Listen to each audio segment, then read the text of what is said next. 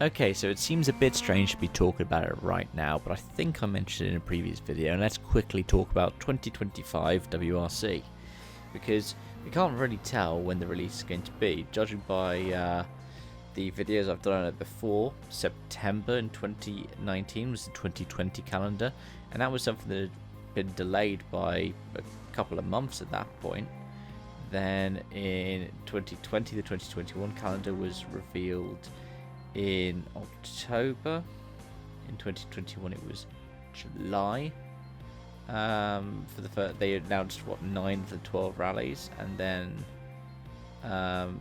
when it came to the 2023 calendar, that was quite late. That was in November. And then in 23 for the 2024 calendar, that was revealed in October. So we're probably still a couple of months out. That would be the best guess to have, that we are a couple of months out of getting the calendar release. And there's been some speculation. We'll probably get the confirmation of the dates for Monte Carlo and Sweden before we get the full calendar announcement, because that is something that tends to happen. But what other bits are there that we can think about? What other bits do we know? Is there any that we know for certain? So, what we do know is Isla Canaria will be on the calendar. That will be a return to Spain. We can also presume Monte in Sweden, so that'll be 3. And Sardinia in Greece, and the CER should also be ones that are a shoe-in. In addition to that, I believe that we should have Finland, because it's the Graphic Grand Prix, so that's 7. And per Dirtfish, I understand that we will see the return of Estonia, and Estonia and Liepāja are going to rotate. That will be 8. Also per Dirtfish, I believe that Poland's not returning, and they've said that Portugal has an option to extend, which it might take up, which is 9.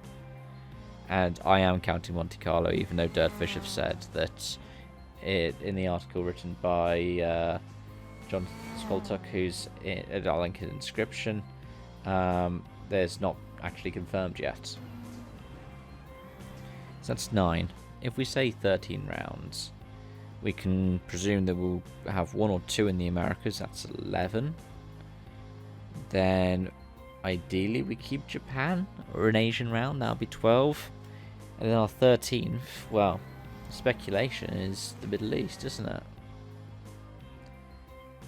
That sounds like what it would all be, and that would move out any kind of Croatia. And I haven't even mentioned the Safari either, which I think should hopefully be on the calendar. But this is the tricky thing. The longest WRC calendars that we've had have been up at what, like 16 rounds, which compared to F1's 24 round calendars, it just, I feel like the WRC one makes a lot more sense. 13, 14, maybe 15 at a push, but with some rotation. And that's what it sounds like we're going to get with Liepāja and Estonia.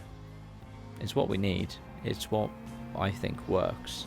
Australia and New Zealand had it for a number of years, and that led to some great things for rallying, because we managed to have the oceanic continent represented. I think some rotation in Asia might be good. I think rotation in Europe is good as well, because as much as I love so many different European rallies, we have European Rally Championship for European rallies. And I think I'll advocate for a position that I've said a few times.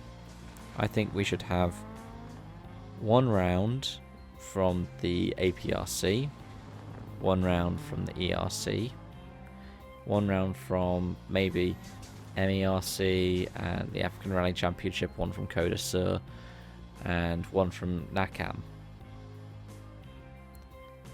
Maybe 2 from the APRC, and then you have 1 for Asia and 1 for Pacific. And then you have the ones that are, WRC crown jewels. It's going to be the nice way to do it, because then it means that Local fans get to see their stages on the calendar with a healthy amount of rotation. And on top of that, if you can double it up, it's a great way to sell the other series to fans and go, yo, if you liked what you've seen in this event, you should look at the European Championship where they're doing this.